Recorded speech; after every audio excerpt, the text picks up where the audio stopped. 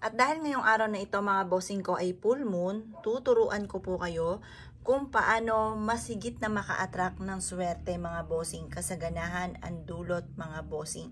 Napakainam na meron tayong ganito para masigit tayo na maka-attract ng swerte mga bossing. Ngayon pa mga bossing, kapag ka ikaw kinabog na napanood nyo ito, lumarga ka. Pero pag walang dating sa inyo, ayaw nyong gawin, huwag nyo pong gagawin mga bossing. Kasi yung mga ganito mga pamamaraan para gumana ang ating law of attraction, kailangan may labis tayong paniniwala.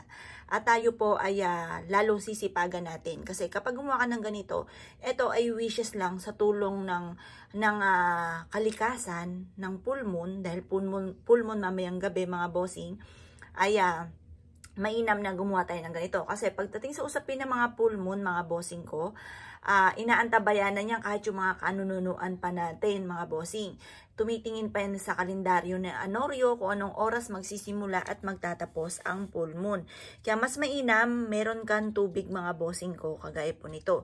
Sabi po nila, ang pinaka-the best mga bossing ko, pagdating sa usapin ng full moon, yung ba nagre-reflect, yung halimbawa, ito yung full moon, nagre-reflect siya sa tubig, or kaya yung mga barya, salamin, yun, mga the best mga bossing ko, pagdating sa usapin ng full moon. Etong tubig na ito, ibibilad lang po natin sa sinag ng full moon, at ilagay natin to sa harapan ng ating tahanan, 1 week.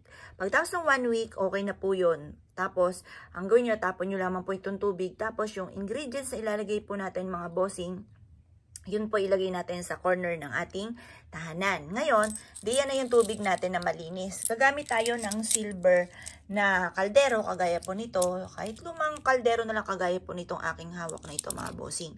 Pagkatapos, kukuha po tayo mga bossing ko ng mga barya. Yan, ang baryang gagamitin natin yung may gold. Ang gold mga bossing ko ay sumisimbolo ng kasaganahan. Tapos yung silver nagtataboy ng mga kamalasan. Tapos yung may rose gold kayo yung 20 pesos, mabilis sa solusyon sa mga problema. The best po na meron tayong ganito. Pang-attract po ito ng swerte. Mabilis na panghatak na swerte. Ito pa mga bossing, ma-share ko lamang. Meron akong bossing na pinaka-paborito niya na bankrupt na or malapit na mabankrupt ang kanyang negosyo. Ngayon pa mga bossing, napanood niya daw biglang umapir sa YouTube po niya yung aking channel. Tapos ang nakita niya daw po doon na gusto niyang gawin yung tubig at saka barya.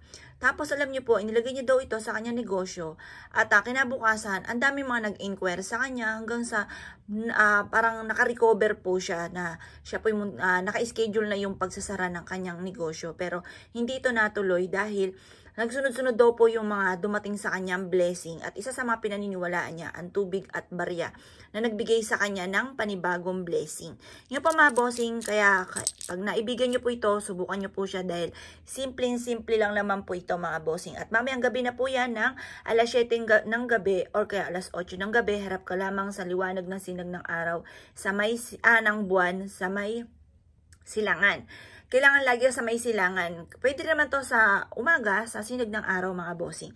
At dahil nga po full moon, sa gagawin natin to mamayang gabi sa full moon. Ngayon po mga bossing, ilalagay lang natin siya dito mga bossing. Pero bago natin ilagay sa tubig, magwi-wish muna tayo.